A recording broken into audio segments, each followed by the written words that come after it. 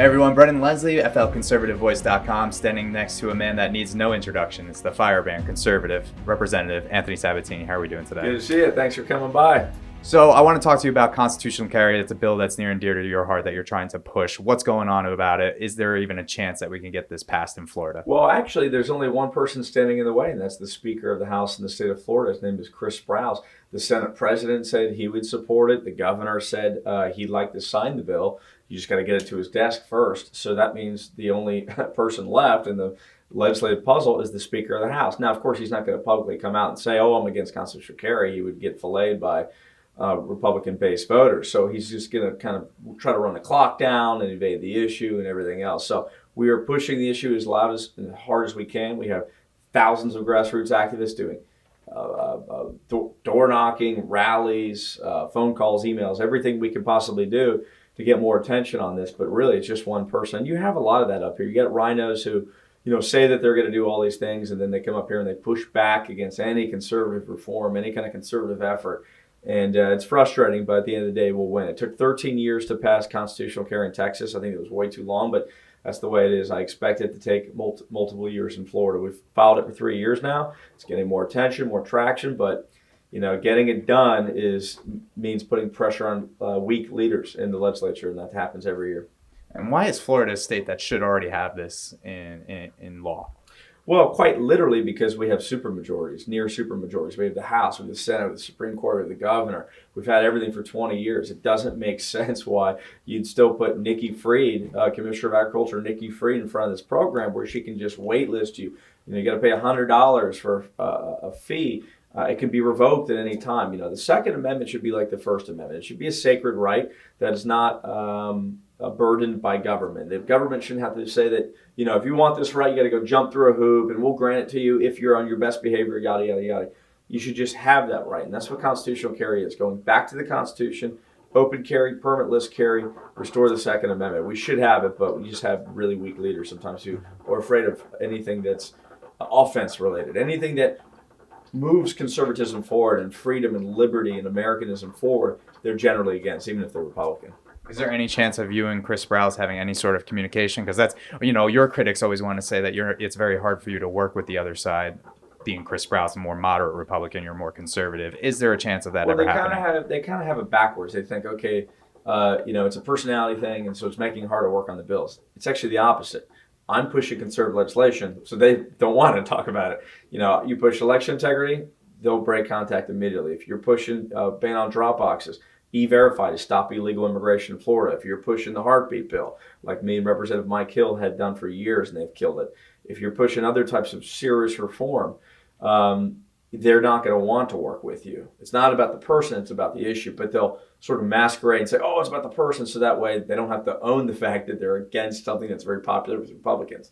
It's a classic political maneuver. You see a lot of that up here. A lot of people trying to cover up their tracks and hide and, make people think that they're not rhinos. What do you think about the 15 weeks abortion ban bill? Is that too long? You think it should be more mirror the Texas bill? Yeah, ultimately I want a stronger abortion bill, but I'm not a critic of that bill. I think it's a good step forward. I will take a win any time, even if it doesn't go as far as we want, as long as it's getting us moving forward. So I support the 15-week ban. I think it makes a lot of sense, but I'd like to eventually get a heartbeat bill in the state of Florida. I'm still fighting for that, but definitely not fighting against something that is moving us in that direction. What are your thoughts about the fake news media and just doing everything they can to, it almost seems like they're colluding with the left, Nikki Fried, and creating a fake crisis, and then some sucker in the mainstream media in Florida amplifies it? Well, I think one thing that is understood on the right, but really I'm hoping all of society agrees with or understands, is that journalism is dead. It died a long time ago. It was going through a grassroots revival where you have people like yourself and others who are doing it from more of a citizen grassroots perspective, and oftentimes that's closer to what journalism used to be before it got sort of corporately controlled and skewed. But I will tell you, it's not surprising to me. Big tech has sort of stymied citizen journalism to a certain point by disbanding certain viewpoints. But I'm really not surprised to see what's called journalism or the media in America today is as partisan as it is. It's really not journalism anymore. It's clickbait, kind of trying to provoke outrage for biases that exist in society already. So I'm probably a bad person to ask the question. I see it every day, and at this point, I'm just immune to it. It's terrible, but it's the way it is. What's one of your more favorite fake news headlines that you've seen, whether it was against you or Governor DeSantis, or maybe even the 45th and maybe even the 47th president? There's really so many. It's hard to begin. Obviously, I would have to say the biggest fake news headlines right now are the ones that still try to assert that there was no fraud in the 2020 election. Now, the amount of fraud is certainly debatable and where it existed, et cetera. But when people say there was no fraud and no issues concerning the integrity of the election, that's got to be what I call the big lie. I mean, that's the biggest one you'll see in America today.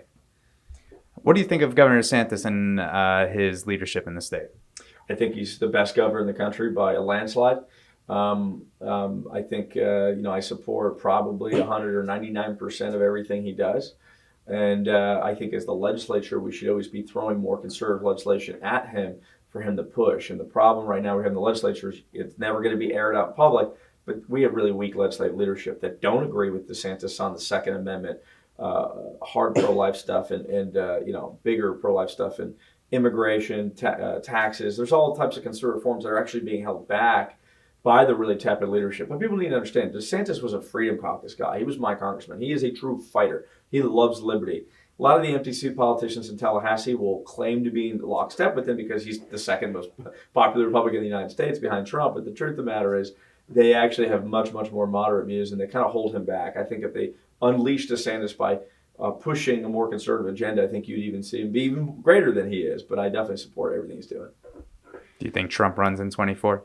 I think 100% he does. He's indicated to a lot of people, including me, that he's definitely open to it. When he gave me this hat that he signed, it was over a long meeting about my congressional election, which obviously future elections concerning him might have coming up. So no, I think he definitely runs. I saw him not too long ago. He looks better than ever in terms of health and stamina. So I just think it's crazy for him not to run. I mean, he's obviously done a great job fundraising. They're at 150 million in their PAC, so I think he just needs to jump in personally.